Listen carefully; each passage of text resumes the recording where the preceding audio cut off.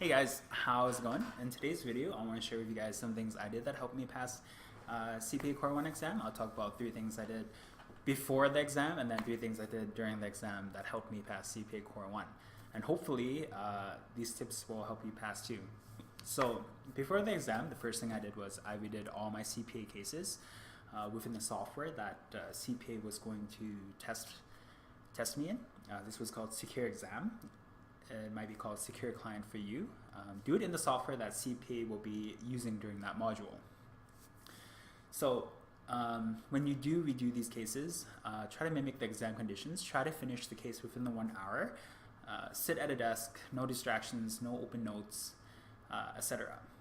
There might be cases that are from the past, might be provided from third parties, practice cases that are given by your company. However, I would highly recommend that you practice the cases that were given to you during your module. It's most likely that the exam is structured and created based on these cases that were given to you during your module.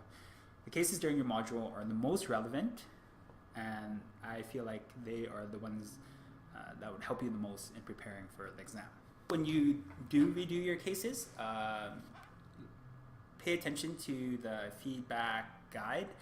These will have the points that the facilitators will be looking and marking you on. Make sure that you cover as many of these points as possible. The second thing I would recommend is prioritizing and understanding the most prevalent standards by heart.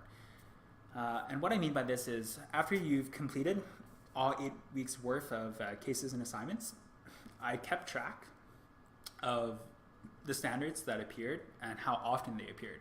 So the more often they appeared, I prioritized on learning and understanding these more. You don't necessarily have to remember the standards title and name. So during your exam, you have the virtual handbook available. You can search up the keyword to get and retrieve the standards title and number. However, it is good to understand and know the criteria of each standard by heart, because I'll tell you why. First, it'll help you quickly recognize an issue and the associated standard when you're reading the case. And then second is it helps you kind of interpret and apply the case facts to the criteria, because you already understand how the criteria works. The third point is the day before the exam. When you're planning out your studying schedule, try to allocate all the heavyweight studying before the day before the exam. So on the day before the exam, it should be used as like a cool down and a rest day. Use that day for maybe light review. All your studying should finish by 6 p.m. Try to use that day to go to bed early, get enough sleep, so the next morning you can start ready and fresh. So then let's talk about 3 things I did during the exam. So first is I start with the written and then I do the multiple choice after. So the first thing is on the written, I immediately lay out the template. You know on Core 1 there'll be financial reporting issues. So what I do is I lay out the headings, so to, from, subject, key points, IGAR, so issue, gap and analysis, recommendation, and then I copy the headings for IGAR and paste it 4 times, because I assume there might most likely be 3 to 4 issues, and then I make sure I have a conclusion heading. So this template kind of gives me a sense of direction and kind of gives me a structure to work with while I read through the case, and I can just like plug into the template as I go. Second thing during the exam is guessing on MCs.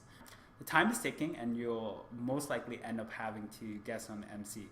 So there's 2 strategies you can do when guessing on an MC. First, eliminate the outcast. Eliminate the options that the most unlikely to be correct, and then narrow the answers down as much as possible, like between 2 possibly correct ones, and then just guess. And then second, for like really long MC questions, like MC questions that require a lot of reading, take a quick brief through the reading, but like if there's too much calculations and if they're reading and the calculations will take like 6 to 10 minutes, then you might as well just guess on that MC. there's no point. There's no point in wasting time on that MC. Third is time management. You know that your CPA Core 1 exam is 4 hours. You have a case and you have 75 multiple choice questions, okay? So how I allocated my time is I gave an hour and 15 minutes to my case, and then I saved the 2 hours and 45 minutes for the multiple choice section. So this meant that there were 75 multiple choice questions. I divided it into 3 batches, so 25 questions per batch. So each batch would be 55 minutes. I started my exam from 9 a.m. and it finished at 1 p.m. So from 9 a.m. to 10:15 was my case. From 10:15 to 11 a.m. was the first 25 questions. And then from 11 a.m. to 12 p.m. was my second batch of 25 questions. And then from 12 p.m. to 1 p.m., I made sure I was in my last batch, my last 25 questions. So instead of like distracting my attention to the time per question, I just divided it per batch and paid attention by looking at the time in the bottom right corner to make sure that I finished 25 questions per 55 minutes.